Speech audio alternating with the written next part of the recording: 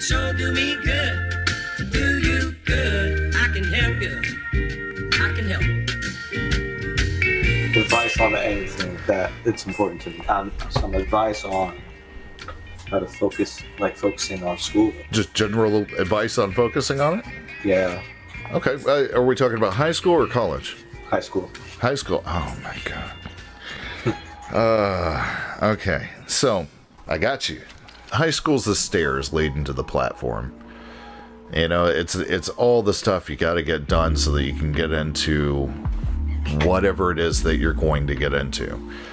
Do you have a strong focus on, not like here focus, but like something that really draws you in, that you're just like, this, yes, this is what I'm built for? I have this thing for like my dad's job.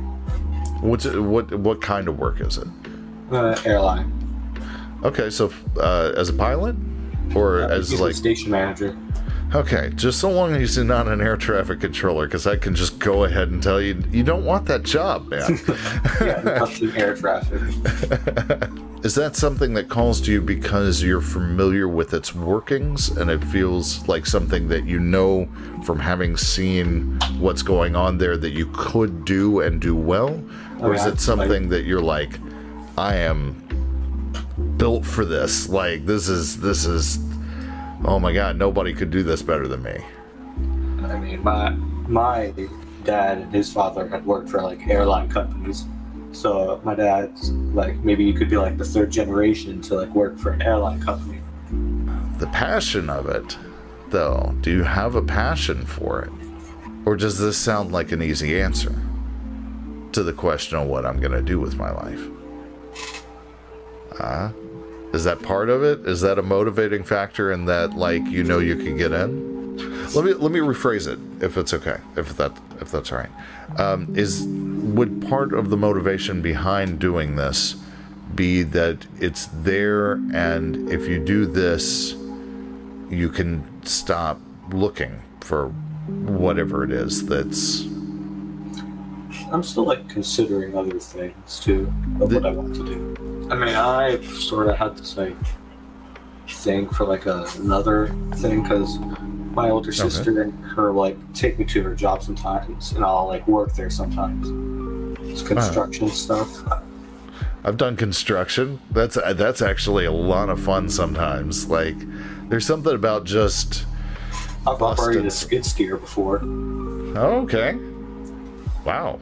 So what is it about this job? Not about, you know, the fact that you've seen it in action, or the fact that you know people that work in it. What is it about the job itself that calls to you? I've had a thing for like building ever since I was like young.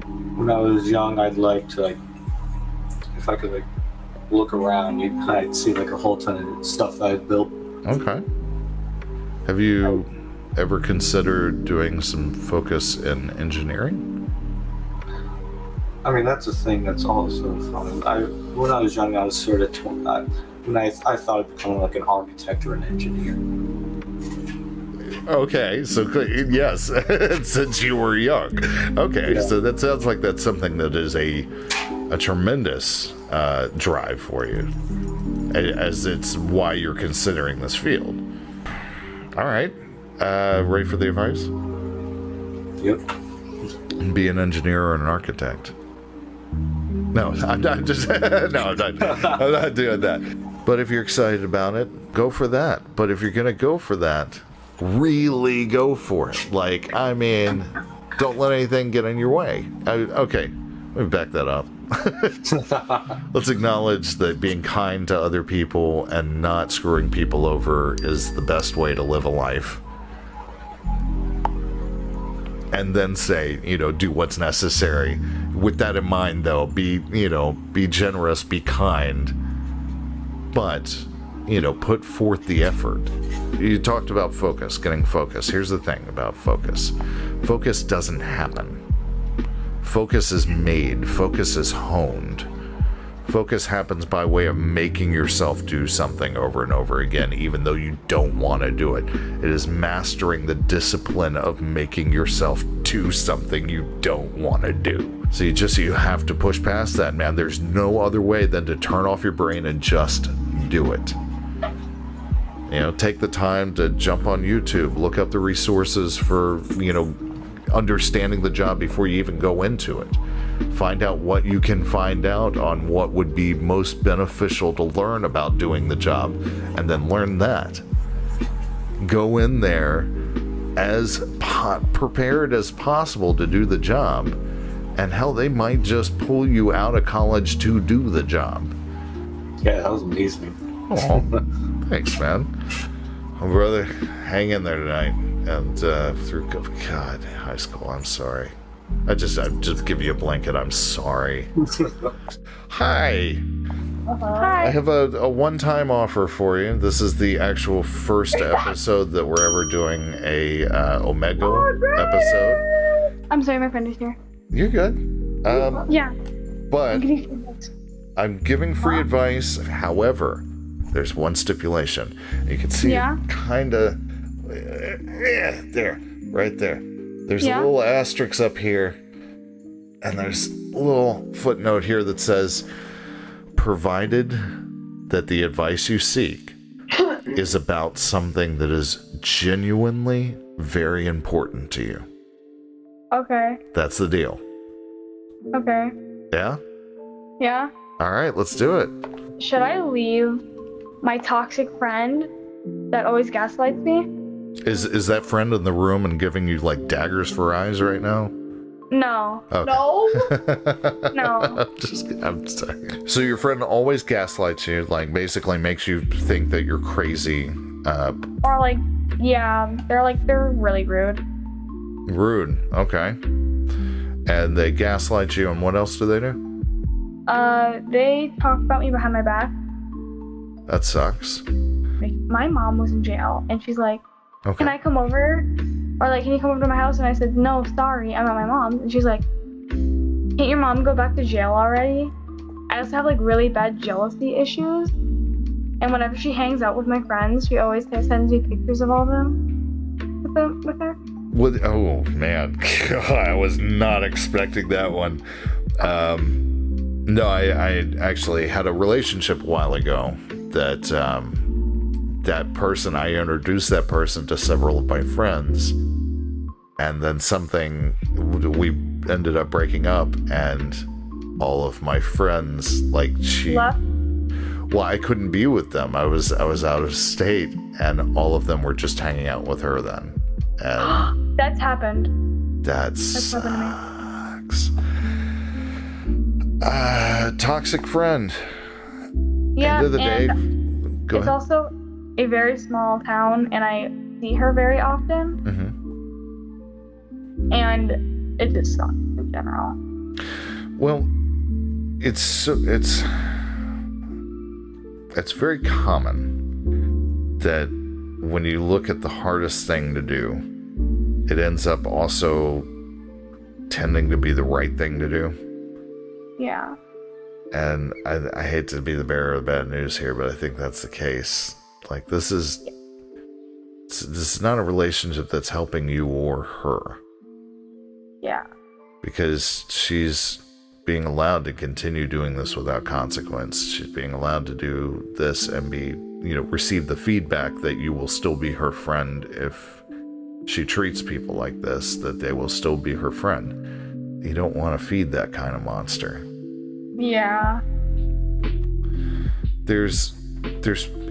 But here's the thing, though. It's like 10% of the population is always going to kind of steer towards the selfish end of the spectrum. They're going to kind of be governed by selfish desire. And then 10% of the population is always going to defer to helping people when given the chance and being generous. And then the other 80%, they can be swayed either which way. Yeah. So, if it's something that you think that you can sway, then by all means, man, like, give it a shot. See if you can help her understand that, like, jealous. Somebody, jeez, Tim Allen. Do you know who Tim Allen is? I don't. Okay, he played the Santa Claus with the E at the end.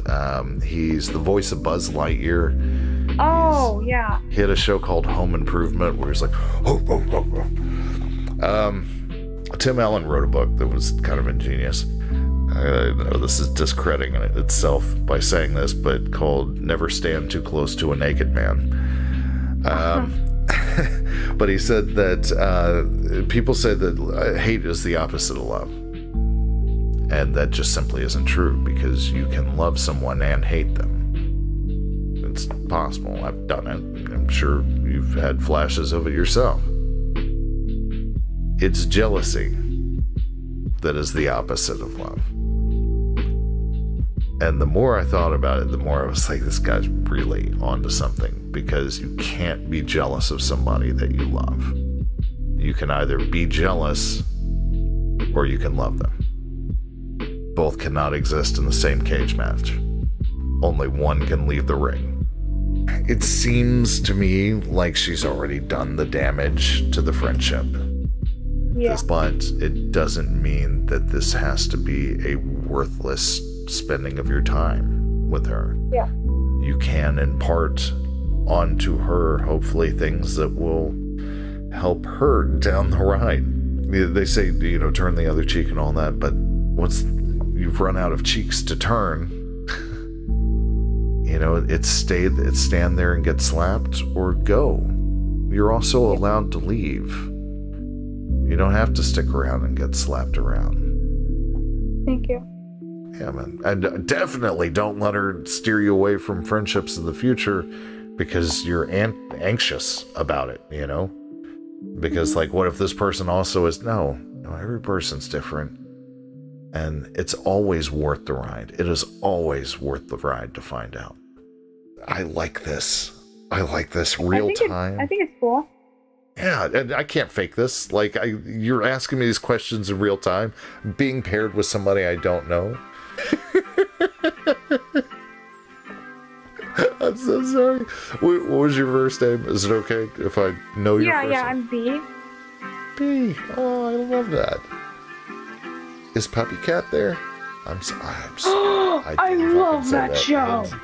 I love. So do I. Love being Puppy Cat Bro. My guts. Thank you so much, B. Yeah, I'm excited to watch it. Yay! I'm excited to. Not excited to edit. I'm gonna be like checking it every 2 hours. Oh yeah, this is not gonna air for. Hold on. Okay, so I have that one in the works. That one's probably gonna air in like a couple of days, and that's gonna take me like a week and some change to do all the. Oh my god, this is gonna be so long to edit. I just realized I'm doing hours of footage. You don't have to edit like my voice or anything or my face. Oh, thank you. That makes it so much better. You know what? You just got the thumbnail for that. Really? No. Sorry, I can't get it.